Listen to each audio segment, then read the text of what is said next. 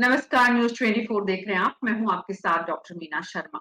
राजस्थान के डूंगरपुर इलाके से आने वाला तृतीय श्रेणी अध्यापक से अपने करियर की शुरुआत करने वाला एक शख्स राजस्थान लोक सेवा आयोग की साख पर ऐसा बट्टा लगाता है कि सालों सालों उसे न सिर्फ राजस्थान की राजनीति में, शिक्षा जगत में एक कलंक के रूप में याद किया जाएगा, बल्कि सवाल ये भी खड़े होंगे कि आखिर ऐसे लोगों को आरपीएससी सदस्य बनाने की जरूरत सरकारों को क्यों आन पड़ी। पेपर लीक के मुद्दे से सुर्खियों में आए बाबूलाल कटारा को आखिरकार ईडी की गिरफ्त में आने के बाद किस तरह से राजस्थान की राजनीति करवट लेती है, और इस पेपर लीक प्रकरण से छात्रों को राहत तो खैर, उनका समय जो चला गया है वो वापस नहीं मिलने वाला, लेकिन न्याय क्या मिल पाता है।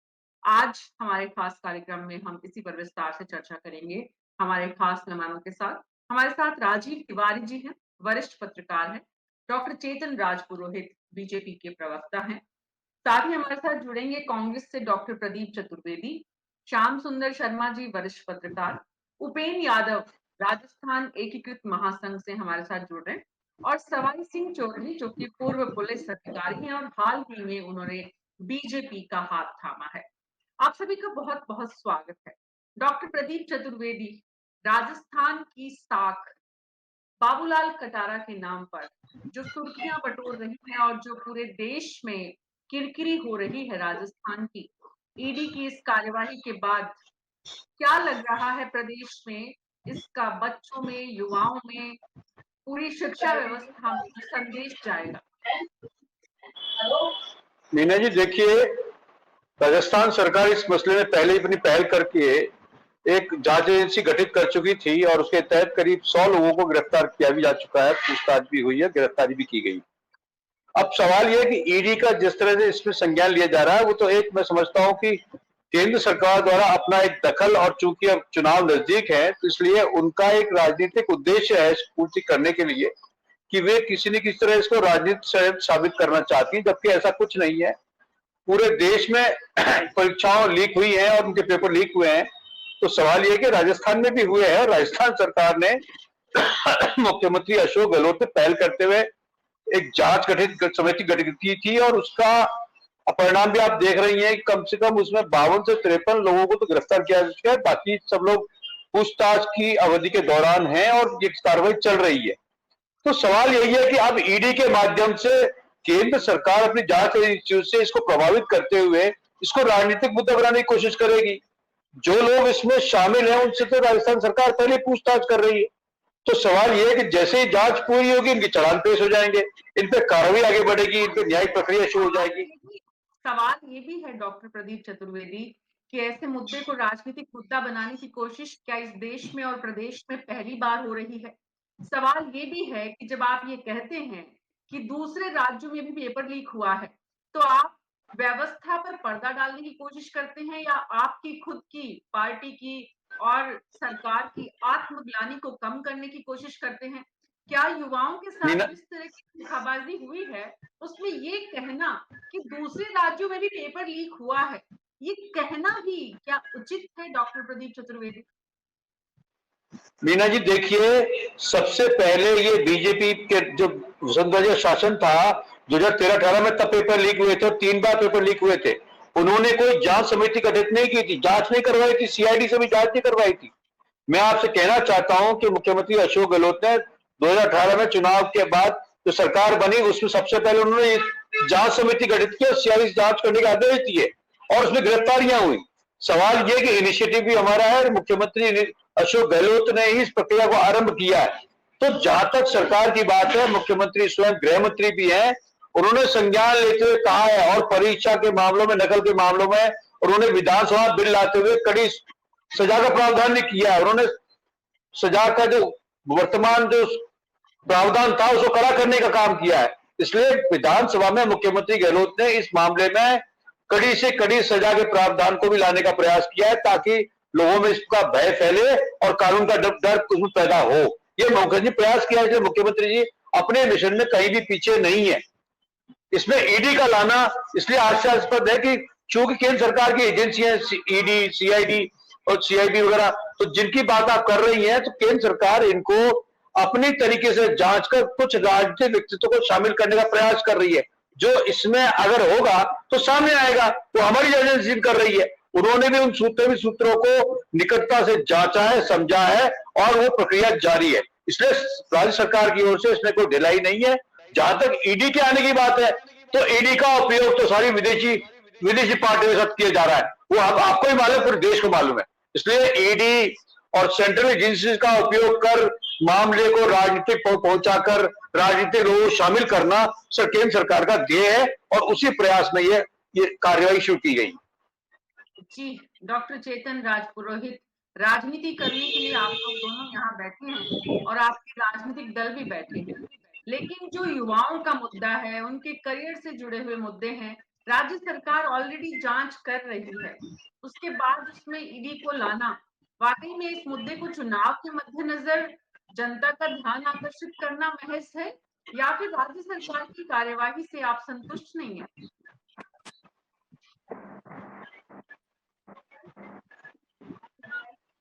डॉक्टर चेतन राज पुरोहित, अपना ऑडियो ऑन करिए प्लीज।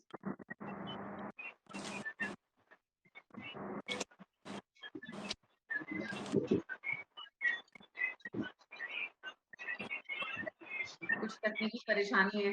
राजीव तिवारी जी, सवाल ये भी उठता है कि बाबूलाल कटारा जैसे शख्स आरपीएससी के सदस्य जब बनते हैं, तो उससे पहले भी ये चिंतन का विषय होना चाहिए राज्य सरकारों के लिए कि जिस व्यक्ति को लाया जा रहा है, क्या वो आरपीएससी का सदस्य बनने के लिए योग्य है, और अगर उन्हें वहां बैठाया गया तो वो क्या करेंगे?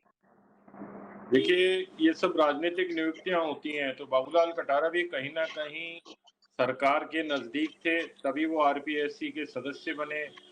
और जिस समय वो सदस्य बने उस समय उनकी हैसियत कोई बहुत ज़्यादा अच्छी नहीं थी, वो एक सामान्य परिवार से हैं। और उसके बाद जैसे ही वो आरपीएससी के सदस्य बनते हैं और लगातार उनकी संपत्ति में इजाफा होता रहता है, करोड़ों का उन्होंने मॉल बना लिया डूंगरपुर में, उदयपुर के सेक्टर 14 में बड़ा आलीशान मकान बना लिया, और तमाम जिलों में उनकी काफी संपत्ति, जमीनें, खेत और बहुत सारी चीजें उन्होंने खरीदी। तो ये सब पैसा कहाँ से आया? तो जब सरकार किसी व्यक्ति की नियुक्ति ऐसे महत्वपूर्ण पद पर करती है कि जो कि सारे कर्मचारियों की नियुक्ति के लिए जो बोर्ड जिम्मेदार है उसका अगर सदस्य बनाती है और उनकी नियुक्ति की प्रक्रिया में उसको शामिल करती है, तो सरकार को पहले ही उसके बारे में पूरी जांच पड़ताल कर लेनी चाहिए और उसके बाद ही उसको उसका सदस्य बनाया जाना चाहिए। लेकिन अब इसमें क्या परिस्थितियां रही, किन नेताओं के कहने पर या सरकार ने उनको आरपीएससी का सदस्य बनाया, डायरेक्ट उन किसी व्यक्ति की कार्य क्षमता देखते हुए तो डायरेक्ट सदस्य बनाया नहीं जाता है, जैसे कि और राजनीतिक नियुक्तियां होती हैं उसी तरह ये भी एक नियुक्ति है। तो और जैसा चतुर्वेदी साहब कह रहे थे कि ईडी को आने की क्या जरूरत है भाई, तो 6 महीने हो गए, अप्रैल में गिरफ्तार हुए थे ये, तो 6 महीने में आखिर सरकार पूरी जांच क्यों नहीं कर पाई? 1 महीने बाद अब वो लग जाएगी आचार संहिता, फिर हो सकता है सरकार बदल जाए या ना बदले, वापस से कांग्रेस की सरकार आ जाए। तो ये सारी प्रक्रिया इतनी लंबी हो गई है और इस प्रक्रिया के दौरान आप ये देखिए कि जितने रिजल्ट थे सब अटके हुए, तो कितने लाखों छात्रों का या जो अभ्यर्थी दूसरे शिक्षक परीक्षा के हैं और दूसरे हैं, उनको कितना खामियाजा भुगतना पड़ रहा है इस जरा से इन लोगों की रिश्वतखोरी की वजह से। तो जहां तक है कि ऐसे लोगों को भी जिस प्रकार से अब चुनाव आयुक्तों के चयन के लिए भी एक बोर्ड बनाया जा रहा है, एक कमेटी बनाई जा रही है, हालांकि उस पर भी कई विवाद हैं, लेकिन हमको ऐसी एक निष्पक्ष एक समिति बनानी चाहिए जो ऐसे लोगों की राजनीतिक नियुक्ति के बजाय एक उनकी पूरी जांच पड़ताल के, उनकी क्या क्षमताएं हैं, उनकी क्या क्वालिफिकेशन है, सारी चीजें ध्यान रख के, उनका पिछला कैरियर कैसा है, उन सब चीजों को ध्यान में रखकर ही हमको ऐसे पदों पर नियुक्ति करनी चाहिए जिससे कि आगे इस तरीके की चीजों से बचा जा सके। हालांकि राजस्थान सरकार ने नकल के खिलाफ एक कानून भी पास किया है, 5 से 10 साल तक की सजा की भी बात करी है। वो सारी चीजें हैं। राजस्थान सरकार ने प्रॉम्प्टली एक्शन लेके लोगों को गिरफ्तार भी किया है, लेकिन जांच बहुत लंबी चल रही है। इतनी सवाल लंबी तो जांच ये अगर भी है, चलेगी, सवाल तो ये भी है कि आप जांच कर लेंगे, जेल भेज देंगे, गिरफ्तारी कर देंगे, लेकिन जो उस आरपीएससी जैसी संस्था में जैसे लोगों की नियुक्ति होनी चाहिए, अगर उसका ख्याल नहीं रखा जाएगा सरकार के द्वारा, तो ऐसी संभावनाएं, आशंकाएं हमेशा बनी रहेंगी। देखिए, जो जब तक राजनीतिक नियुक्तियां होंगी तब तक ये संभावना हरदम बनी रहेगी। इसके जी लिए कोई ना कोई एक सिस्टम तैयार करना पड़ेगा, जिसमें कि बाकायदा कोई एक चयन बोर्ड हो, वो उस चयन उनको करके और उसके बाद सारी चीजों को देखकर ही इसमें नियुक्ति की जाए। जी, तो ऐसे में सवाई सिंह चौधरी जी, जो कि हाल ही में बीजेपी से जुड़े हैं, बीजेपी के सदस्य बने हैं और दिल्ली हेडक्वार्टर जाकर ज्योति मिर्धा के साथ, और पूर्व पुलिस अधिकारी हैं। सवाई सिंह चौधरी जी, सवाल ये है कि पुलिस की जो कार्यप्रणाली है, पुलिस की जो वर्किंग है, पिछले जी 6 महीनों में पुलिस ने जो काम किया, वो जी काम जो है, वो काम कैसा रहा? अगर आप एक ऑफिसर के रूप में जब इसे देखते हैं, क्या उनकी रफ्तार ऐसी ही होनी चाहिए जैसी थी, जैसा कि यहाँ पर कांग्रेस के प्रवक्ता का कहना है, या फिर उनकी रफ्तार वैसी होनी चाहिए थी जिससे नतीजे दिखते और युवाओं में, आम जन में एक विश्वास पैदा होता और ईडी की जरूरत नहीं आती यहाँ पर? जी, आपने ठीक फरमाया कि अभी जो लॉ एंड ऑर्डर की सिचुएशन है और महिला अत्याचार बढ़े हैं और अपराधी सरेआम फायरिंग करके चले जाते हैं, तो मेरे हिसाब से तो पुलिस को और स्ट्रांग होना चाहिए। लॉ एंड ऑर्डर व्यवस्था जब तक मजबूत नहीं होगी, अपराधियों में खौफ नहीं होगा, तब तक ये स्थिति में इतना सुधार होने की गुंजाइश कम है। इसके लिए मेरे विचार से जो मेरा अनुभव कहता है कि स्ट्रिक्ट रूप से पुलिस को सख्त कार्रवाई करनी चाहिए, ऐसे अपराधियों की पहचान करनी चाहिए तथा उनको सख्त सजा दिलाए जाने की कार्रवाई की जानी चाहिए, तभी अपराध रुक पाएंगे, अन्यथा ये बढ़ोतरी होती रहेगी। नहीं सर, मेरा सवाल ये था कि जो राजस्थान पुलिस ने जो कार्यवाही की है, उस जी कार्यवाही को कैसे किया जाता, कितने समय में किया जाता, क्या एक्शन प्लान उनका होना चाहिए था जिससे कि ईडी को इंटरवीन नहीं करना पड़ता? राजस्थान पुलिस को इस कार्रवाई के लिए ये पूरी पूछताछ तसल्ली से करनी चाहिए थी, ताकि उसकी तह में जाते और इसके पीछे की जो आदमी थे जिन्होंने इस तरह के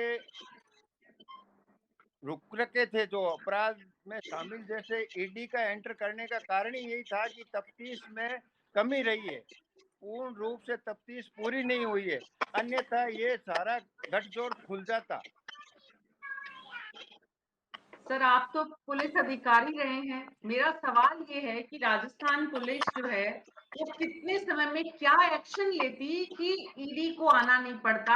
आपको बीजेपी के प्रवक्ता के नाते नहीं हमने यहाँ पे आपको बैठाया, आपको हमने यहाँ पे पूर्व प्रशासनिक अधिकारी, तो जो पुलिस जी का एक्शन प्लान है, वो किस तरह से होता कि इसमें राजनीति कम होती और इसमें कानून व्यवस्था, लॉ एंड ऑर्डर जो है वो ज्यादा प्रभावी रहता, उसकी भूमिका ज्यादा नजर आती?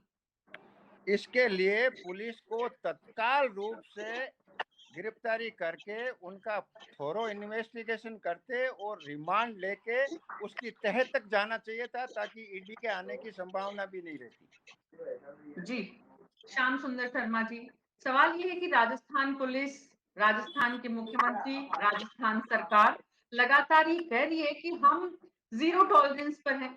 विधानसभा में कानून भी आया, लेकिन इस विषय पे जो समय निकला, क्या वो समय निकलना उचित है? क्या उससे कम समय में, समय रहते ये काम हो सकता था, जिससे कि आज कांग्रेस को बीजेपी पर राजनीति करने का आरोप नहीं लगाना पड़ता? मीना जी, जिस प्रकार से इसमें नगद पैसा मिला या सोना मिला, ईडी तो जब आई ना, ईडी कोई अपने आप थोड़ी ना आ गई। जब अगर घटना नहीं होती, आपने सेकंड ग्रेड पेपर में जीके में उन 49 लोगों ने के बच्चों को, अगर बच्चा ही अगर पकड़वाने का कार्रवाई नहीं करता तो आज ये सामने थोड़ी ना आता। सरकार ने नहीं पकड़ा है। वो बच्चे की देखिए, वो बच्चा जिसके पास पैसा नहीं था और वो पेपर खरीद नहीं सकता था, उस बच्चे ने सूचना दी एसपी उदयपुर को और फिर वहां पर मामला दर्ज हुआ। देखिए आरपीसी का अगर सदस्य ही अगर इस तरह के कृत्य में शामिल हो जाए तो फिर कौन विश्वास करेगा इस आरपीएससी का। देखिए उनके नेतृत्व में 7 परीक्षाएं हुई हैं। देखिए जो मैं देखा प्रदीप चतुर्वेदी जी कह रहे थे कि हम तो सक्षम थे। अब देखिएगा कि कौन अधिकारी है उसमें, अशोक राठौड़, वो यूपी में हुआ करते थे पहले। अब क्योंकि गायत्री राठौड़ है जो कैलाश मेघवाल की भतीजी है, उनसे शादी हो गई, वो आ गए यहाँ पर, हमने उसको एक्सेप्ट कर लिया। अब देखिएगा कि मुख्यमंत्री जी गृह मंत्री भी हैं, उनके दिशा निर्देश के अनुसार जांच होती है। तो पता है आपको राजनीतिक परिप्रेक्ष्य में कौन कितना जांच करने में सक्षम अधिकारी होता है ये भी आपको पता है, नहीं तो उनको ट्रांसफर करके दूसरी जगह भेज दिया जाता है। तो जिस प्रकार से जांच हो रही थी, अब देखिएगा उसके बाद जांच होने के बाद आपने तो कुछ किया ही नहीं, हो तो न्यायिक हिरासत में चले गए। अब केंद्र सरकार को देखिए, राष्ट्रपति को हमने तो यहाँ से फाइल भेजी थी, इनको बर्खास्त करो, आज तक बर्खास्त नहीं हुए। आरपीएससी के सदस्य आज भी है वो। और ये कह देना कि केवल कांग्रेस के शासन में ऐसे लोग नियुक्त हुए हैं। राजकुमारी गुर्जर की बात कर लीजिए, अब चेतन जी को पता है कि उनके पति कहाँ थे नियुक्त, ये तो सवाई सिंह जी को भी पता होगा कि प्रधानमंत्री जी के कार्यालय में नियुक्त थे वो, इसलिए बच गए वो। अभी तक कुछ कार्रवाई नहीं, और उनका पूरा कार्यकाल पूरा कराकर अशोक गहलोत ने विदा कर दिया, पकड़ा नहीं उनको। तो ये देखिए राजनीति में पीछे पर्दे के पीछे क्या कुछ होता है वो महत्वपूर्ण है। आज देखिएगा जिस प्रकार से ईडी भी, क्योंकि देखिए चुनाव है, अब चुनाव में अगर साधनों का सदुपयोग अशोक गहलोत कर सकते हैं तो केंद्र सरकार भी करेगी। केंद्र सरकार कर रही है, लेकिन बिना किसी के आरोपों के, बिना किसी तथ्यों के ईडी नहीं आई है। आपने कुछ दिन पहले देखा था सीकर में किस कोचिंग इंस्टीट्यूट में, कलाम कोचिंग इंस्टीट्यूट में हुई थी जांच, अब उसका जांच का रिपोर्ट अभी तक सामने नहीं आया। अब देखिए ईडी ने देखिएगा जांच जो की है, जयपुर, उदयपुर, अजमेर, डूंगरपुर, बाड़मेर, सीकर, जालोर के 27 ठिकानों पर छापेमारी की थी। और प्रदीप जी आपको पता है कितना कितना किस किस के पास क्या क्या मिला था? 3 करोड़ 11 लाख रुपए सुरेश ढाका के जब्त किए हैं। लेकिन हम हिम्मत नहीं कर पाए, जो सचिन पायलट ने आरोप लगाए थे कि आप बड़े लोगों के खिलाफ बुलडोजर चलाइए, कहीं चला क्या प्रदीप जी? कटारा के किसी मॉल के, किसी मकान के कुछ कर पाए क्या आप? क्योंकि आप जानते थे कि आदिवासियों के खिलाफ करेंगे तो हमें चुनाव में उल्टा असर पड़ेगा। तो देखिए राजनीति में होता है जो कुछ हो रहा है, लेकिन केंद्र सरकार को बदनाम करने का हैसियत आप जब रख सकते हो जब आप उनके पास कैश नहीं मिले। अब देखिएगा आईटी विभाग में 15 किलो सोना मिल गया अब तक, जो ठिकानों पे जांच की गई है। या जल मिशन में कितना करोड़ रुपए मिल गया है। अब प्रदीप जी आप कीजिए, अगर ये सब चीजें हो रही है इसका मतलब कुछ तो कुछ गड़बड़ी तो हुई है। ये मान के चलिएगा बिना गड़बड़ी के ईडी आपके ऊपर आके छापा नहीं मार सकती, आपसे पैसे। अब ये बात भी सही है कि सुरेश ढाका को बचाने के लिए सलमान खुर्शीद एडवोकेट आते हैं, वो एडवोकेट किसके हैं, कौन है, तो पता है ना आपको प्रदीप जी? सलमान खुर्शीद 2 बार जोधपुर हाईकोर्ट में उनकी अग्रिम जमानत के लिए चले गए। तो इस तरह की अगर प्रवृत्ति करोगे, हमारे मुख्यमंत्री जी विरोध भी नहीं कर पा रहे उनका कि भाई हमारे यहाँ सुरेश ढाका वांटेड है और हम सब आप आजीवन कारावास का हमने विधानसभा में दोनों ने मिलकर बिल भी पारित कर दिया है, लेकिन परीक्षाओं का रुक नहीं रहा अभी तक।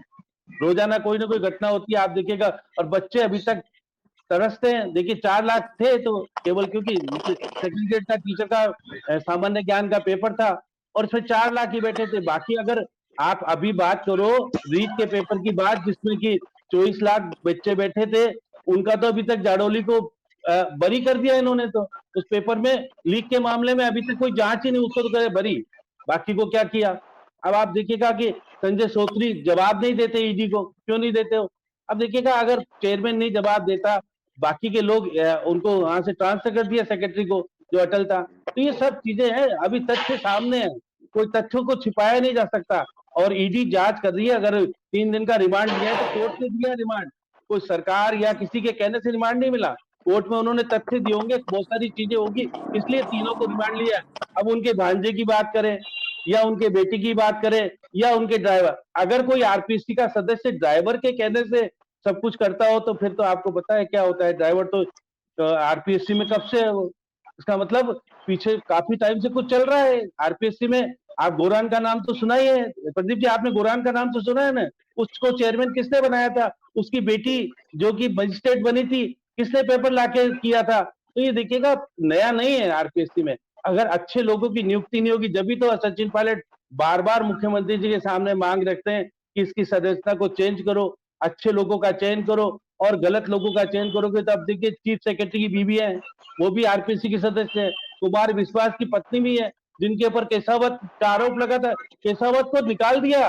देखिए वो जो 18 लाख रुपए मिले थे ना, जो कह रहे थे ईओ की परीक्षा में पैसे दे रहे हैं ऊपर तक चलते हैं, उनको उस मामले से निकाल दिया। ये अचंभा की बात नहीं है क्या? आप कांग्रेस के लोगों को बचाना चाहते हो, क्योंकि उनको पता था कि इसकी धार कहां तक जाएगी, अगर पकड़ा तो ये कुछ और बोलेगा। तो इसलिए प्रदीप जी, आप भी ईमानदारी से कहो कि आरपीएससी में परिवर्तन करो मुख्यमंत्री जी, इस तरह का काम नहीं चलेगा। आप यूपीएससी पे तो कोई आरोप लगते नहीं है, हम आरपीएससी पे बदनाम करने के, आज नहीं पहले भी हनुमान प्रभाकर लो, बहुत सारे मैंने नाम सुने, बहुत सारी चीजें इंटरव्यू में तो चलता है यार, लेकिन पेपर अगर आप लेकर के दे दोगे तो फिर आरपीएससी का क्या हाल होगा? तो इसका मतलब है कि हम तो आपने कहा ना श्याम सुंदर शर्मा जी, इंटरव्यू में तो चलता है, ये तो सब जानते हैं, जिस पैनल में जितने लोग बैठे हैं वो सब जानते हैं। और इंटरव्यू में सबके पास कभी न कभी किसी न किसी रूप में कोई न कोई इस बात को लेकर जरूर पहुंचा है कि इंटरव्यू में मदद कर दीजिए, और किसी न किसी रूप में किसी ने ये कोशिश भी की है। इसका मतलब हमने मान लिया है कि व्यवस्था में ऐसे ही चलना है हमें। डॉक्टर प्रदीप चतुर्वेदी, राजनीतिक दलों की और सरकारों की, खास करके जब सरकार में आप हैं, और आरपीएससी तो एक मंदिर है, ऐसा मंदिर जहां से इस प्रदेश के विद्यार्थियों का भविष्य तय होता है। उस मंदिर को भी आपने अछूता नहीं छोड़ा। आप अब ये कहें कि बीजेपी में नहीं छोड़ा, यहाँ बीजेपी और कांग्रेस का सवाल नहीं है डॉक्टर प्रदीप चतुर्वेदी। सवाल ये है कि सरकारों की ऐसी क्या मजबूरी है, कौन सी सीमा है कि आपको ऐसे कटारा जैसे लोगों को यहाँ पर सदस्य बनाना पड़ता है। आपके चीफ सेक्रेटरी की पत्नी को आपको सदस्य बनाना पड़ता है, चीफ सेक्रेटरी को आपने एडवाइजर बनाया है, फिर चीफ सेक्रेटरी की पत्नी को आपने आरपीएससी मेंबर बनाया है। ऐसा कौन सा ऑब्लिगेशन है, ऐसी कौन सी कृपा है, ऐसी कौन सी मजबूरी है मुख्यमंत्री की और उनकी सरकार की? मीना जी, अभी श्याम जी ने बहुत सारी बातें कही, मैं उनकी बहुत सारी बातों से सहमत नहीं हूँ। ये सरकार का प्रेरोगेटिव है, किसे बनाए। सुनिए सुनिए, अब आपने सवाल कर लिया, मेरी बात सुनिए। श्याम जी ने जो बातें कही है उसमें सरकार का प्रेरोगेटिव है, किसे वो सदस्य बनाए, किसको अध्यक्ष बनाए, ये सरकार का प्रेरोगेटिव है। उसकी कुछ नियत योग्यताएं हैं, वो नियताएं पूरी करनी जरूरी होती है, और वो जिन लोगों को नामित किया गया है, बनाया गया है। सवाल यह है कि उन लोगों ने नामित होने के बाद जो संपत्ति अर्जित की है, जिन लोगों ने किया और उनकी आय से ज्यादा संपत्ति पाई गई है, उस पर सरकार ने कार्रवाई की है। जहां तक कटारे की बात है, उनको गिरफ्तार किया है सरकार ने, आय से अधिक मामले में, संपत्ति अर्जित के मामले में उनको गिरफ्तार किया है, उनके खिलाफ कार्रवाई की है। तो सवाल यह है कि कार्रवाई करने पर वो नामित किए गए तो उसके लिए एलिजिबल थे, उनकी योग्यताएं थी, और आरपीएससी में नामित करने के लिए कुछ योग्यताएं निर्धारित हैं। हर एक व्यक्ति वहां पर चयन नहीं हो सकता, उसकी योग्यता, जो निम्नतम योग्यताएं होती हैं, वो सब उन्होंने क्वालिफाई करने वाले लोग इसमें चयन होते हैं, और ये सरकार का प्रेरोगेटिव है। मुख्यतः मुख्यमंत्री जिस भी सरकार का वो करता है, ये कोई नया नियम नहीं है, और किया जाता है। इन पर ये जो आरोप, संपत्ति अर्जित करने का आरोप बाबुल कटारा पे लगा है, वो उनके मनोनयन के बाद ही लगा है, और ये सरकार ने माना, इसमें सरकार ने उनको गिरफ्तार किया और कहा कि उनकी आय से अधिक संपत्ति अर्जित करने मामला है, और उन्होंने बहुत संपत्ति अर्जित की है, उस पर सरकार ने खुद ने गिरफ्तार किया है। तो सरकार ने कहां समझौता किया, और सरकार ने जब उन्हें नामित किया था तब उनके पास इस तरह की संपत्ति नहीं थी, जो बाद में शिकायत करने पर पाई गई, और उस पर सरकार ने कार्रवाई की। इसलिए सरकार ने अपना काम किया है। श्याम जी ने जो ताना बाना बुना है, ताना बाना बुनते रही है, उनके कयास है, उनके अनुमान है, उससे राजनीति नहीं करती है सरकार। सरकार के अपने मापदंड है, सरकार का अपना प्रेरोगेटिव है, सरकार की अपनी प्राथमिकता है, और सरकार के लोग जो सरकार प्रति प्रतिबद्ध होते हैं, उन्हें सरकार इन पदों पर नवाजती है। मुख्यमंत्री अशोक गहलोत ने ऐसा ही किया है। अगर किसी ने उस मामले में कोई अनियमितताएं की है या पैसा कमाया है, तो उसके खिलाफ उन्होंने कार्रवाई की है। और इसके साथ साथ परीक्षा के नकल के मामले में उन्होंने विधानसभा में एक बिल पारित कर उस प्रावधान को भी कड़ा दंड देने की बात कही है, इसलिए मुख्यमंत्री ने कोई कमी नहीं छोड़ी है। मुख्यमंत्री जी आज भी उसको लेकर छात्रों से संवाद कर रहे हैं, सारी बातें कर रहे हैं, उनको बात सब कर रहे हैं, और वो इस बात की पीड़ा है कि बच्चों की परीक्षा बार बार लीक होने से उनके भविष्य खराब हो रहा है, उनके स्वास्थ्य पर प्रभाव पड़ता है। तो हम मानते हैं, लेकिन सवाल यह है कि इस तरह की मनगढ़ंत बातों से और आपकी अपनी विचारनीय बातों से राजनीति नहीं होती। सरकार है, सरकार का प्रेरोगेटिव है, सरकार उन लोगों को चुनती है, उसमें क्या बात है, उसमें और भी आरपीसी मेंबर है, उनके साथ तो ऐसा नहीं हुआ। जिसने किया उसे हमने पकड़ लिया, उसको दंड दिया, उसको गिरफ्तार कर लिया, वो आज जेल में। तो सवाल इस बात का है कि जितने भी लोग इस जांच प्रक्रिया में सामने आए हैं उनसे पूछताछ हुई है और ये प्रक्रिया जारी है। जिस दिन लोग पूरी हो जाएगी उसका चालान पेश होगा और न्यायालय में मामला चलेगा, इसलिए ये छूटने वाले नहीं है। तो सरकार के प्रति शंका करना, किसको बना दिया किसको नहीं बना दिया, ये तो मुख्यमंत्री का प्रेरोगेटिव है, ये अधिकार है उनके पास, आप उस पर सवाल नहीं उठा सकते हैं। लेकिन जिसने अगर उस परिपाटी को या उस संस्था की मान्यता को उल्लंघन किया है या उसमें विचार किया है, उसके लिए सरकार प्रतिबद्ध है कि उनको हटाए, प्रतिबद्धता करे और उनको नियम के अनुसार उनको कार्रवाई करे। वो मुख्यमंत्री अशोक कर रहे हैं। डॉक्टर प्रदीप चतुर्वेदी, जिस लोकतंत्र को बचाने की आप लोग अपील कर रहे हैं, उस लोकतंत्र की ये खूबसूरती है कि यहाँ पर सवाल मुख्यमंत्री पर भी उठाया जा सकता है और प्रधानमंत्री पर भी, सवाल उनकी मंशा पर भी उठाया जा सकता है और उनके फैसले पर भी। सवाल ये है कि आखिर राज्य सरकार ने ऐसे लोगों को कैसे चुना जिनकी निष्ठा जो है वो आरपीएससी और बच्चों की बजाय अपने खातों को ज्यादा बढ़ाने में लगी हो। और ऐसा सरकार मीना जी, लगा सकती, अगर सरकार ये भांप नहीं सकती तो फिर सरकार का वो मुखिया नहीं है जिसे प्रदेश चलाना है। माफ कीजिएगा, सरकार की मुखिया की जिम्मेदारी होती है कि वो सामने वाले को चाल से पहचान लेता है कि वो कौन है। इसलिए राजनीतिक मजबूरी अगर मुख्यमंत्री की थी कि कटारा को बनाया तो समझ में आता है। आप ये कह सकते हैं कि उनकी राजनीतिक कहीं ना कहीं पूरे दक्षिण राजस्थान की राजनीति को साधने की जो कोशिश थी उसमें उनका चयन किया, लेकिन उस चयन में कहीं ना कहीं चूक हो गई। चूक सबसे होती है, मुख्यमंत्री से भी, प्रधानमंत्री से भी, बाकी और जो इंस्टीट्यूशंस हैं उन सब से भी, लेकिन यहाँ पर चूक हुई है, बड़ी चूक हुई है। मीना जी मेरी बात सुनिए, आपने मेरी बात का अर्थ नहीं समझा। आप मुझे बताइए, बाबूलाल कटारा पर उनके मनोनयन से पहले का कोई मामला बताइए जो आपके संज्ञान में हो या किसी के संज्ञान में बताएं। जब तक उनको जब चुना जाता है तो राज्य सरकार अपनी ओर से उन सभी नामित व्यक्तियों की जांच करवाती है कि उनके खिलाफ कोई आचरण का मामला हो, कोई दुराचार का मामला हो, कोई मामला हो। जब भी कोई पॉलिटिकल अपॉइंटमेंट होता है उसमें सबसे पहले उस व्यक्ति के सारी स्थिति की जांच की जाती है, उसकी सीआईडी से जानकारी ली जाती है। ऐसा नहीं है, सरकार बहुत प्रिकॉशन करती है और मुख्यमंत्री विशेष तौर पर उन सभी से करते हैं। आप मुझे एक ही मामला बताएं कि बाबूलाल कटारा के सर्विस के जीवन में मनोनयन से पहले कोई मामला है तो उसे सामने लाया जाए। ऐसा कोई मामला होता तो हम भी इस बात को देखते और ये बात नहीं होती। लेकिन 30,000 नॉमिनेशन और नामित किया है मुख्यमंत्री अशोक गहलोत सरकार में 30,000 लोगों को, अगर उसमें एक निकला है तो उसमें कार्रवाई भी की है। इसलिए आप ये कहें कि प्रक्रिया गलत है तो मैं मानता नहीं। अगर सभी को आप देखेंगे, सरकार किसी भी नामिनेट करने से बनने से पहले उनसे जांच करवाती है, उसके बारे में सूचना प्राप्त करती है और मुख्यमंत्री अशोक गहलोत इस विशेष तौर पर हर व्यक्ति की जिसकी वो मनोनयन करते हैं उससे पहले वो सीआईडी से और एजेंसी से जांच करवाकर उसका पूरा लेखा जोखा पता करते हैं, उसके बाद वो मनोनयन। जी मीना जी, डॉक्टर 1.5 करोड़ देने की बात भी सामने आती, 1.5 करोड़ दे के बने, वो आरोप को तो मुख्यमंत्री जी ने जांच कराई होगी फिर। डॉक्टर प्रदीप चतुर्वेदी इस वक्त नेटवर्क से जूझ रहे हैं, इंटरनेट के, हाई टेक्नोलॉजी के, डिजिटलाइजेशन की जितनी बातें उन सब के बीच राजधानी में, और ऐसा लगभग हर दिन होता है, किसी न किसी को इससे जूझना पड़ता है। बहरहाल ये व्यवहारिक समस्याएं हैं और ये आएंगी। हमारा यहाँ पर इशारा बिल्कुल ये नहीं है कि ये नहीं आनी चाहिए। सवाल ये है कि हम जिस व्यवस्था में रह रहे हैं, हम जितनी बातें कर रहे हैं, हम जिस समाज की कल्पना कर रहे हैं और हम जिस समाज में जी रहे हैं, कितना बड़ा फर्क है।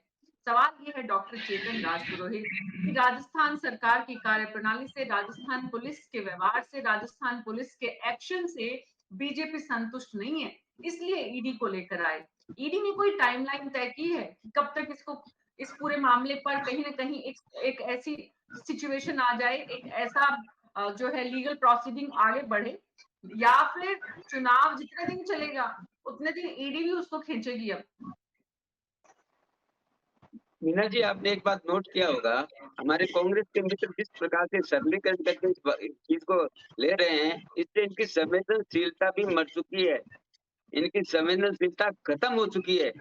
ये युवाओं के साथ जिस प्रकार के खिलवाड़ करने की भाषा यहाँ पर बोल रहे हैं, उनको बचाने का काम कर रहे हैं, ये अपने आप में साबित करता है कि इसके अंदर कड़ी से कड़ी जुड़ी हुई है, और वो कड़ी जो जुड़ी हुई है उस कड़ियों को तोड़ने का काम इसी करेगी। और क्योंकि कोई भी युवा का समय वापस नहीं लौटा सकता मीना जी। जिन युवाओं का समय निकला है, 3 और 4 साल खराब हुए हैं, और ये धारावाहिक चला राजस्थान के अंदर, 1 पेपर 2 पेपर 3 22 पेपर लीक हुए हैं। जिस प्रकार की दुकान राजस्थान के अंदर इन्होंने नौकरियां बेचने के लिए खोली है, और उसका प्रत्यक्ष उदाहरण गोपाल गेसावत है, इन्होंने 18.5 लाख में नौकरी बेचने की कोशिश की और वो पकड़े गए। अब आता हूं मैं इनकी मानसिकता पर। मानसिकता इनकी बिल्कुल क्लियर है। पूर्व चीफ सेक्रेटरी की पत्नी ने चुनाव भी लड़ा था सोलह विधानसभा से, लेकिन जनता ने नकार दिया तो इन्होंने लगा आरपीएससी में बैठा दिया। आरपीएससी में बैठा, कोई बात नहीं, बैठाइए, आपका अधिकार है। हाँ, आपका अधिकार है बनाने का, लेकिन आपका ये अधिकार के साथ ये कर्तव्य भी जुड़ा हुआ है कि राजस्थान के युवाओं को भी बचाना है, उनके नौकरी के साथ खिलवाड़ नहीं करनी है। अभी हमारे श्याम जी साहब जो उदाहरण दे रहे थे, हमारे बीकानेर में एसपी रहे हबीब खान, उनकी पुत्री का अपॉइंटमेंट भी बीकानेर के अंदर हुआ है। ऐसी एक श्रृंखला जिस प्रकार से राजस्थान में इन्होंने चलाई है, और जिस प्रकार से ये बचाव कर रहे हैं टीवी पे बैठ करके, ईडी की बात के लिए बचाव कर रहे हैं, जो आदि बचाव कर रही है, जो पार्टी बचाव को पकड़ेगी कैसे, इन्होंने गोपाल गेसावत के ऊपर जो धाराएं लगाई थी, वो धारा भी इन्होंने विड्रॉल कर ली है। आप देखिए मीना जी, इन लोगों की मानसिकता का अंदाजा लगाइए आप कि ये किस विचारधारा के, किस सिस्टम के लोग हैं कि जिन युवाओं के खिलाफ जो पैसे लेते पकड़ा गया है, 18.5 लाख रुपए नौकरी बेचते हुए पकड़ा गया है, उसकी धाराएं हटा दी इन्होंने। इसका मतलब क्या है? इसका मतलब ये कड़ी ऊपर तक जाती है, और इस ऊपर तक जो कड़ी जा रही है, उस कड़ी को पकड़ना जरूरी है। छोटे मोहरों पे कार्य करने से कुछ नहीं होने वाला है। मजाल 18 पेपर लीक हो जाए। सुरेश ढाका का एडवोकेट कौन है? उस व्यक्ति का बैकग्राउंड क्या है? क्यों वो पैरवी कर रहा है? क्यों जमानत के लिए वो आगे जा रहा है? ये सब कड़ी जुड़ी हुई है, और इसके अंदर बहुत लोग इन्वॉल्व है। मैं भी परिवर्तन यात्रा के माध्यम से एक युवा ने मेरे को बात कही थी के अगर जन्म लेता तो मेरे घर पे भी 4 आरएस अधिकारी होते। पढ़ाई का कोई महत्व नहीं है। इन्होंने साबित कर दिया राजस्थान की धरती के ऊपर कि युवाओं के साथ जिस प्रकार से इन्होंने अन्याय किया है, मैं तुमको कहूंगा ये अन्याय की चरम सीमा है। एक युवा जब घर पे बैठ के पढ़ाई करता है, किताब पढ़ता है, वो इस उम्मीद देकर पढ़ता है कि मेरा जीवन बनेगा, मेरे माँ बाप जो पैसे मेरे पे खर्च कर रहे हैं उसकी मेरे कीमत अदा करनी है। लेकिन उनको उस युवा को ये पता नहीं है, यहाँ पे ऊपर चोर बैठे, चोर जो पेपर बेचेंगे, पेपर लोग खरीदेंगे, और पेपर खरीदने के बाद में नौकरियां भी बिकेगी। शॉप खोल लिए जगह। एक बताऊं मीना जी, आपको बताना चाहता हूँ, कुछ जिले हैं, जालौर जिला, बाड़मेर जिला, आप रिकॉर्ड उठा के देखिए, कितनी नियुक्तियां हुई है एक एक जिले में। क्या इतनी इंटेलिजेंस हो गया? क्या इतनी योग्यता हो गई उनके अंदर?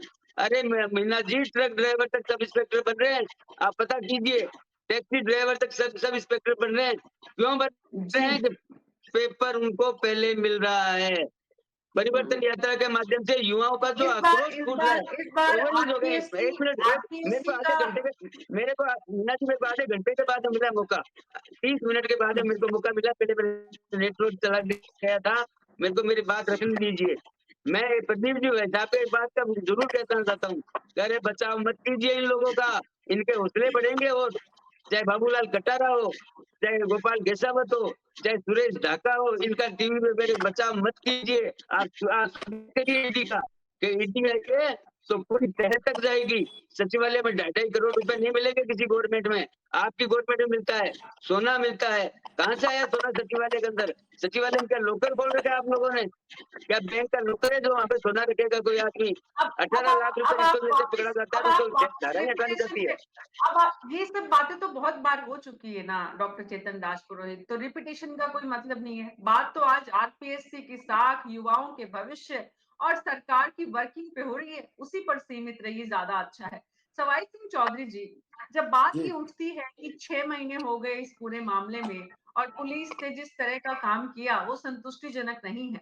पुलिस के जो अधिकारी, इसकी जांच एजेंसी है जो जांच करती है, जो ऑफिसर, इन्वेस्टिगेशन ऑफिसर है, जो डीजी है, उन लोगों के ऊपर वाकई में क्या इतना दबाव होता है राजनीतिक कि वो किसी भी नतीजे पर पहुंचे या इस पर थोड़ा स्पीड से काम करें और इस पे दूध का दूध और पानी का पानी महीने, 1.5 महीने, 2 महीने के भीतर लेकर आए, ऐसी स्थिति नहीं बनती है। तो वाकई में सवाई सिंह चौधरी, पुलिस जी ऑफिसर खुद से, अपने आप से क्या बात करते होंगे जब वो जानते हैं कि हमारे हाथ इतने जबरदस्त ढंग से बंधे हुए हैं कि हम सब कुछ जानते हुए कुछ नहीं कर पाते। ऐसा नहीं है मीना जी।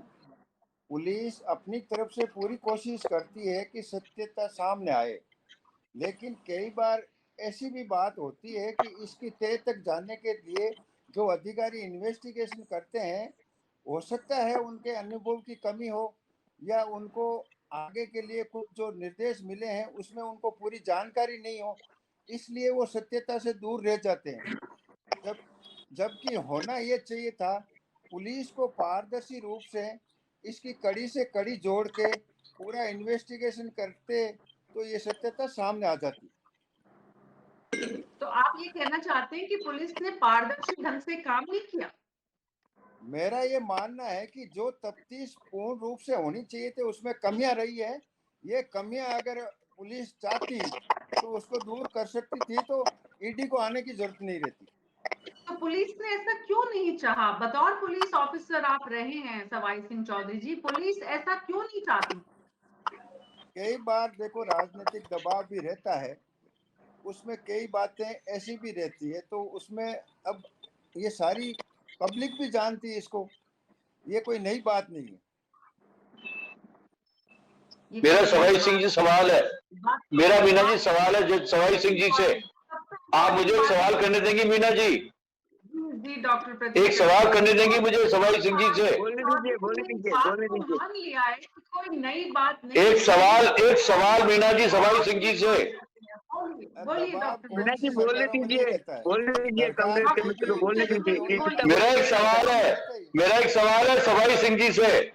जी हाँ, पूछिए पूछिए। सवाई सिंह जी, मेरा सवाल है कि जब राजस्थान पुलिस ने इनको गिरफ्तार किया, कटारा जी को, और आय से अधिक संपत्ति का मामला दर्ज कर उनको गिरफ्तार किया इस मसले में, तो आप मुझे बताइए ईडी ने इसके इसके अलावा नया क्या किया? उन्होंने राजस्थान सरकार की खोज पर ही उन्हें गिरफ्तार किया और वही उनकी संपत्तियों को खोजने की कोशिश की है, जबकि राजस्थान पुलिस ने राज्य सरकार के आदेश पर उन्हें गिरफ्तार किया आय से अधिक संपत्ति के मामले में। तो मुझे बताइए एक ही बात पर ईडी का दखल देना कहां तक उचित है? कृपया ये हमें समझाएं। ये ये डर अच्छा है, ये डर अच्छा है। डॉक्टर चेतन प्लीज सवाई सिंह जी को बोलने दीजिए।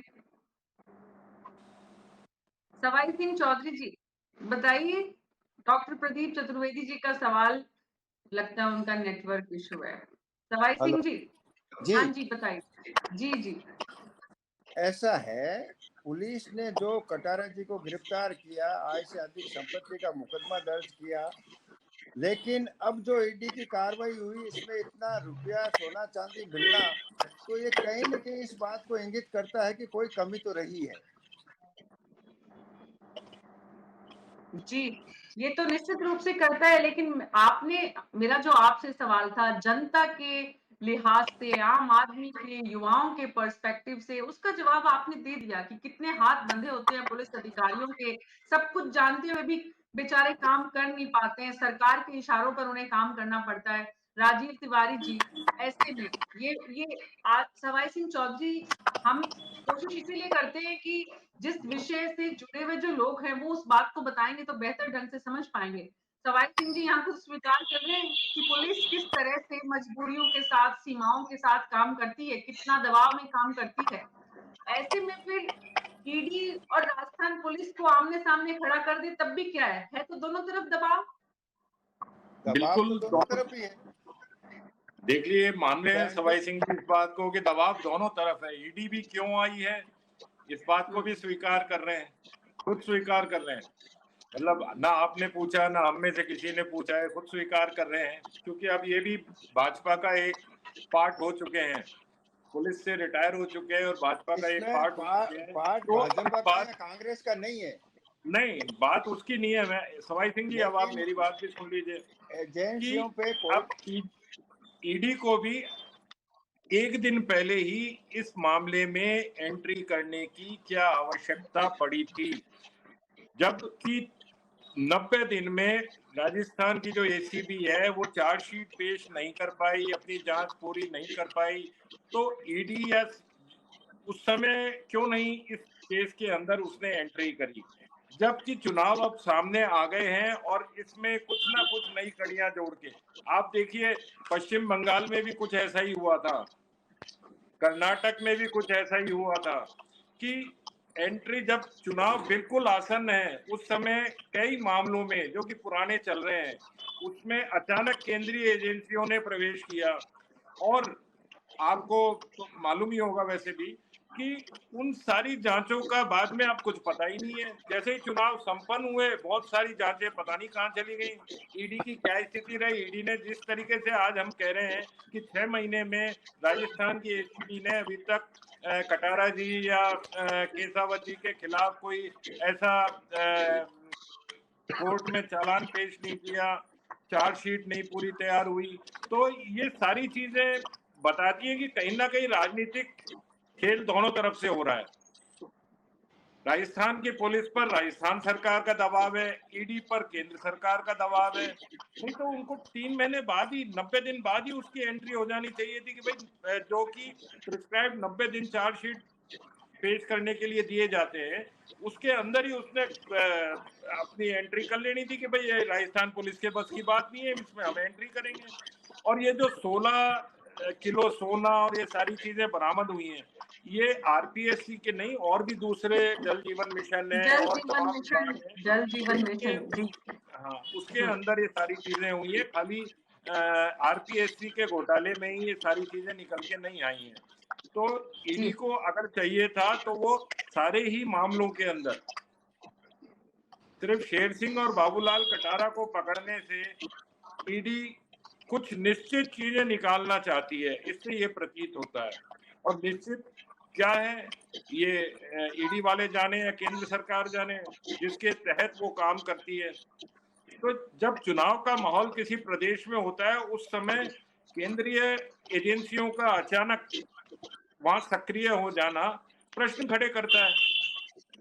जी तो ये सवाई चीजें हम चौधरी जी दोनों ही सरकारों को सोचना चाहिए कि हम राजस्थान सरकार का कर्तव्य ये था कि इस मामले में जल्दी जांच करके और इसके लिए जो फास्ट ट्रैक कोर्ट बनाई जानी चाहिए। ये जो पेपर लीक वाले मामले हैं इसके अंदर तो तत्काल जैसे कि रेप केसेस में और उनमें शोषण के दूसरे मामले हैं उनके अंदर तो आप ये देखिए कि यहाँ छात्रों के भविष्य के साथ एक तरीके से रेप हुआ है, उनकी जिंदगी खराब हो गई। न जाने कितने छात्र छात्राओं ने बेचारों ने अपनी जीवन लीला समाप्त कर ली, बेचारे कैसे उनके माँ बाप कुछ पुलिस अधिकारी के भी बच्चे होंगे जरूर इसमें, पुलिस के अलग अलग स्तर के अधिकारियों के कांस्टेबल से लेके आईपीएस जो है उनके भी होंगे, बिल्कुल होंगे।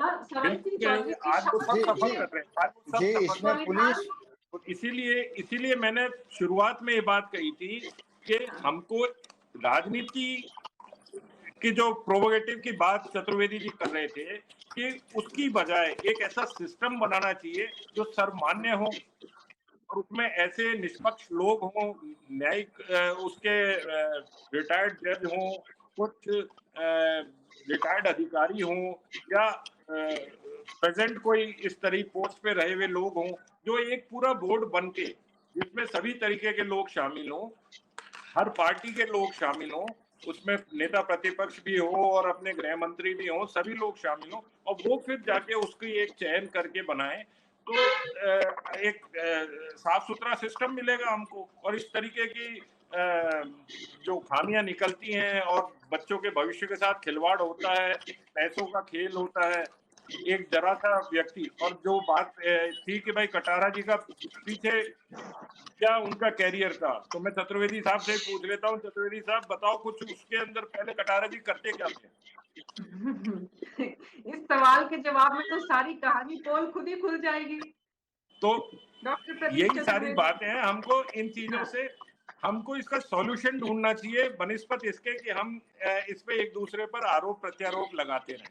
तो इसका जब बिल्कुल, तक बिल्कुल सॉल्यूशन हम सही। नहीं निकालेंगे तब तक डॉक्टर प्रदीप चतुर्वेदी कुछ विषय ऐसे होते हैं जिनकी तरफ राजनीति वारिजी इशारा कर रहे हैं, कम से कम आरपीएससी जैसा जो विषय है, कुछ विषय ऐसे होते हैं जिन पर राजनीतिक दलगत राजनीति से ऊपर उठकर पक्ष विपक्ष के आरोप प्रत्यारोप से ऊपर उठकर बात होनी चाहिए। और आज का हमारा विषय यही है। आज का विषय ये नहीं है कि राजस्थान पुलिस और ईडी एक दूसरे से खेल क्यों खेल रहे हैं। सवाल तो ये है कि आरपीएससी के ऐसे हालात क्यों हैं। आप सबने माना कि इंटरव्यू में तो होता ही था, इस बार पेपर में भी हो गया। तो क्योंकि इंटरव्यू में होता था उसको हमने सहज ले लिया, हमने सबने उसको एक्सेप्ट कर लिया। हमारी सबकी सुविधा जैसे जैसे जहां जहां हुई हमने वो सहूलियत ले ली। इसलिए अब जिसकी सहूलियत पेपर में हुई उसने पेपर लीक करके सहूलियत ले ली। तो व्यवस्था को धीरे-धीरे यहाँ तक लेकर आए। आरपीएससी एक दिन में यहाँ नहीं पहुंचा है ऐसी हालात में, ऐसी नौबत में। सवाल ये श्याम सुंदर शर्मा जी कि ऐसे में अब जब चुनाव के एकदम मुहाने पर खड़े हुए हैं, राजनीतिक संदेश देने की कोशिश जो यहाँ पर बीजेपी ईडी के माध्यम से कर रही है, कितना देने में सफल होगी? देखिए मीना जी, भ्रष्टाचार हुआ है वो तो सबको जाहिर हो गया, कमाया है। अब प्रदीप जी कह रहे मुख्यमंत्री को अधिकार है।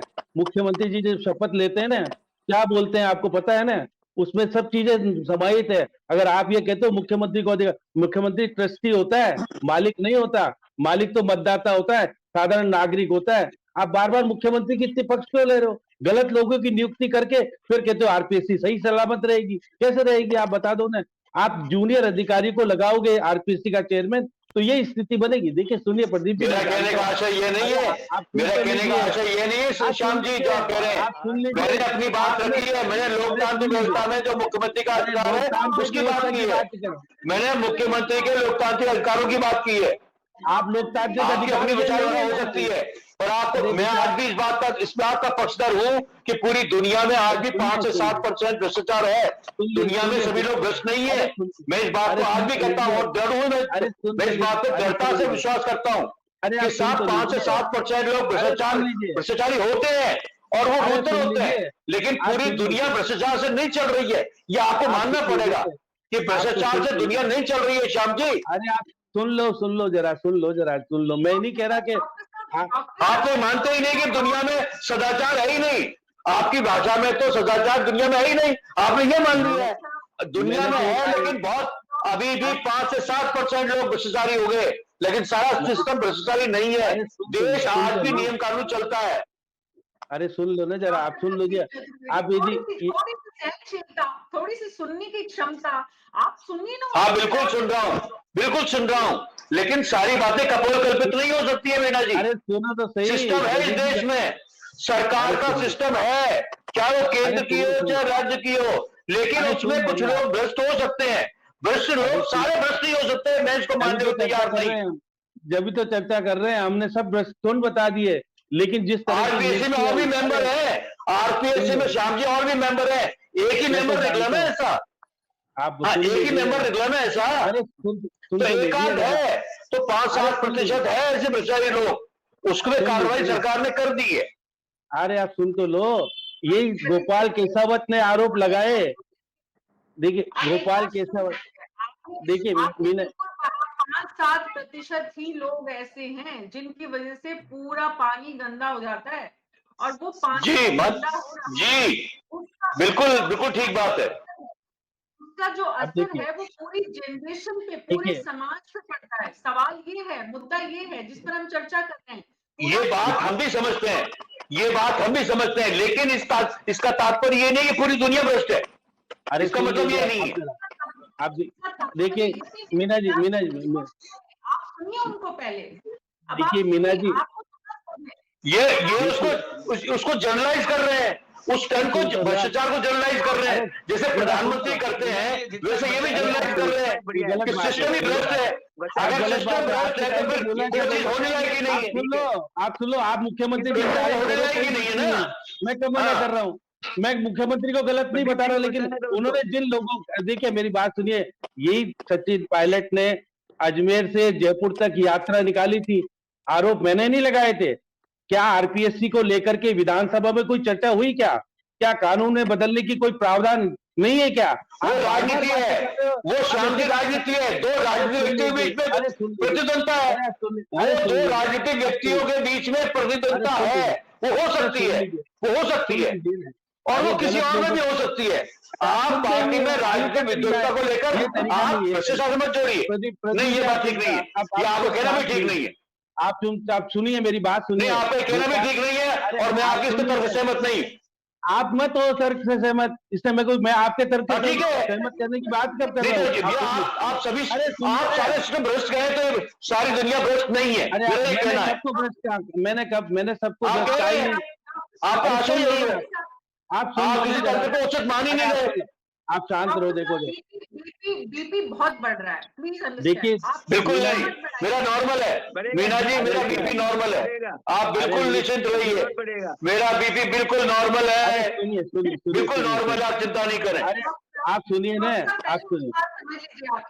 चतुर्वेदी जी गोल्फ के खिलाड़ी हैं, इनका पूरा बीपी वगैरह सब नॉर्मल है। गोल्फ तिवारी पता है कि प्रदीप जी क्यों बोल रहे हैं, क्या बोल रहे हैं, ये तो पता है, पार्टी का पक्ष लेंगे, मैं मना नहीं कर रहा, लेकिन गोपाल केशावत ने, अरे सुनिए सही है, एक मिनट प्रदीप जी प्लीज सुनिए, अब आप बीच में नहीं बोलेंगे।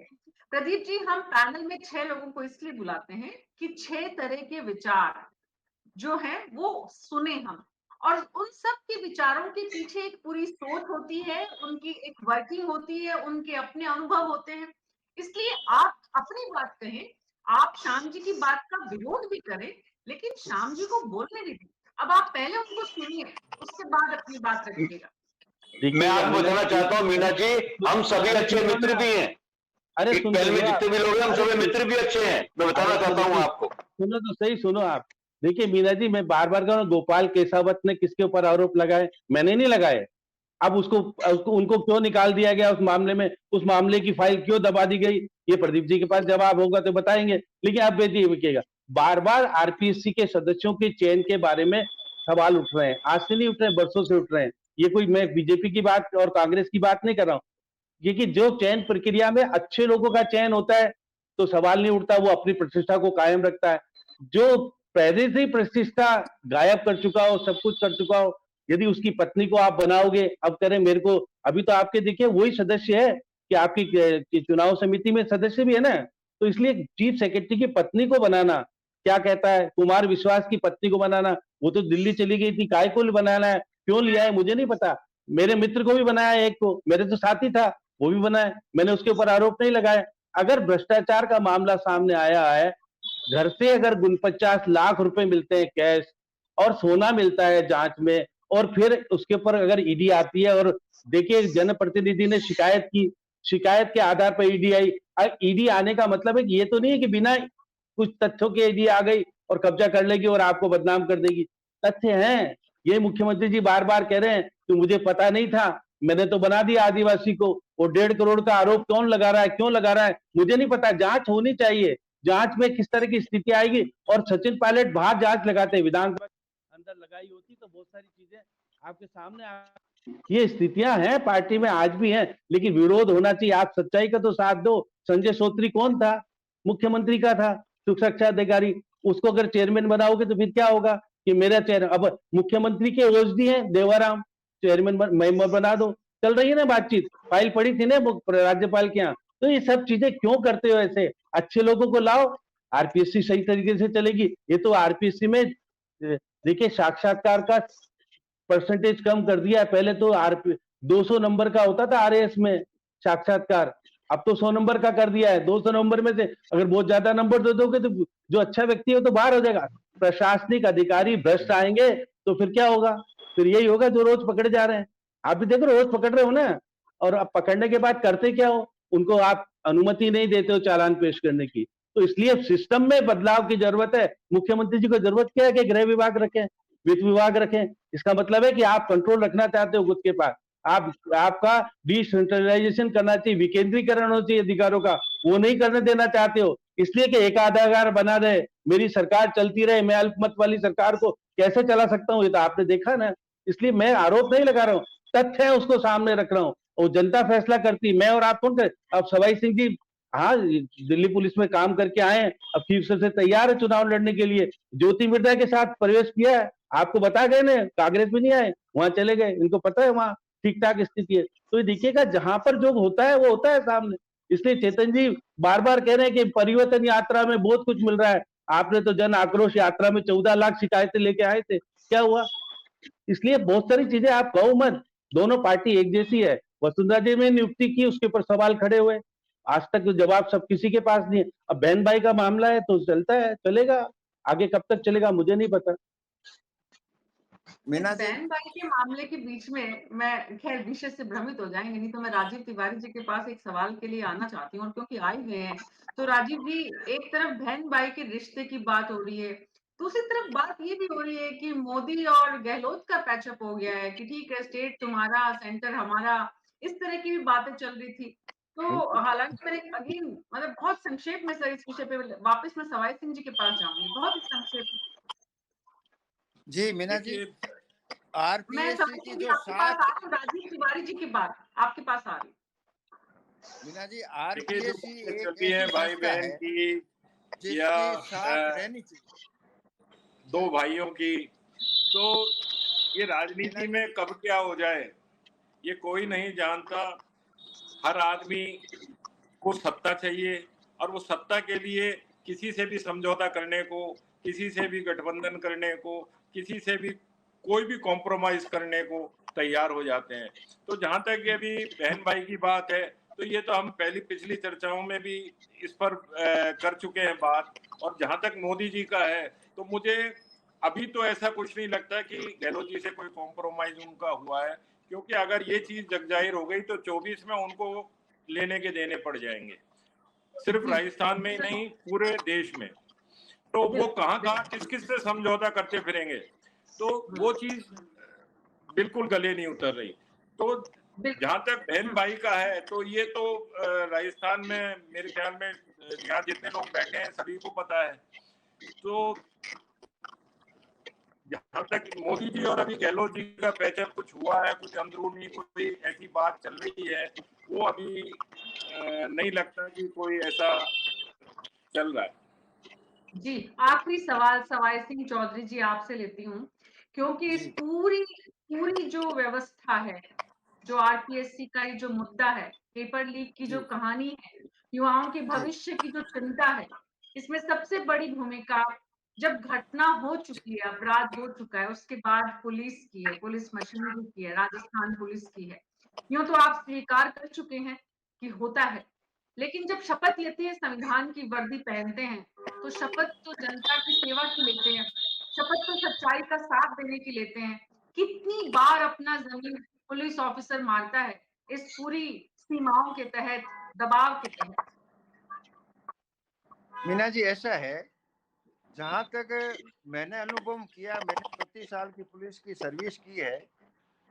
पुलिस अधिकारी सामान्य रूप से सही करने की पूरी कोशिश करता है, लेकिन कई बार कुछ तथ्य उनके सामने नहीं आते हैं, कई बार सारी स्थिति सामने नहीं आती है, इसलिए कमियां रह जाती है। जानबूझ के कोई भी गलत तफ्तीश नहीं करेगा, ये मेरा अनुभव कहता है। मैं आरपीएससी के बारे में आपको बताना चाहता हूँ। आरपीएससी एक ऐसी संस्था है जिस पर युवाओं का भविष्य टिका हुआ है।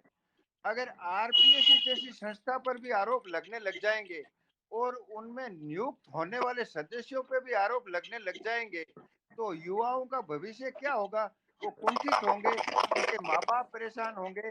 तो इसलिए मेरा सिर्फ इतना सा कहना है कि कोई भी राज्य सरकार हो, आरपीएससी ऐसी संस्था है जिसमें नियुक्त होने वाले सदस्यों की सत्यनिष्ठा सभी आरोपों से परे हो और लोगों का उस पर विश्वास हो, तभी आरपीएससी पे आरोप नहीं लगेंगे। सत्यनिष्ठा और ईमानदारी एक ऐसी चीज है जो पहले से ही लोगों के पास चली जाती है कि आरपीएससी में नियुक्त होने वाले मेंबर कौन है, कहाँ से आए हैं। ये सारी चीजें पब्लिक को पता चल जाती है, युवाओं को पता चलती है, जो परीक्षा देने वाले उनको पता चल जाती है।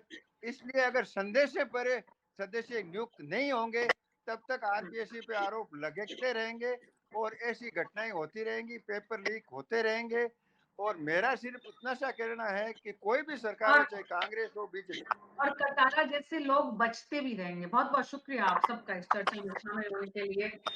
न्यूज़ 24 पर हमारी कोशिश होती है कि जनता से जुड़े, प्रदेश के लोगों के हितों से जुड़े हुए विषयों को हम आपके सामने रखें, उनकी सच्चाई, उनके पीछे हो रही राजनीति आपके सामने लेकर आएँ, ताकि आप फैसला कर सकें कि आपके लिए कौन-सा राजनीतिक दल, कौन-सा शख्स बेहतर सरकार का विकल्प लेकर आ सकता है। वोट देना आपका अधिकार है, सरकार चुनना आपका अधिकार है। सरकारें बनने के बाद जिस तरह की कार्यप्रणाली के साथ काम करती है, चाहे वो केंद्र हो, चाहे वो किसी भी प्रदेश का राज्य हो, वहाँ पर ज़िम्मेदारी आपकी ज़्यादा है सरकार से भी, वो आपको समझना है। और जब तक आप समझेंगे, जब तक नहीं समझेंगे, दोनों ही स्थिति में हमारी ये कोशिश लगातार रहेगी आपको समझाने की, आपके साथ चर्चा करने की, आपसे समझने की भी। इसलिए आपके सुझाव, आपकी राय, आप हमारे पैनल के लोगों से सवाल भी पूछ सकते हैं न्यूज़ 24 के फेसबुक और यूट्यूब चैनल पर। आज के लिए इतना ही। नमस्कार।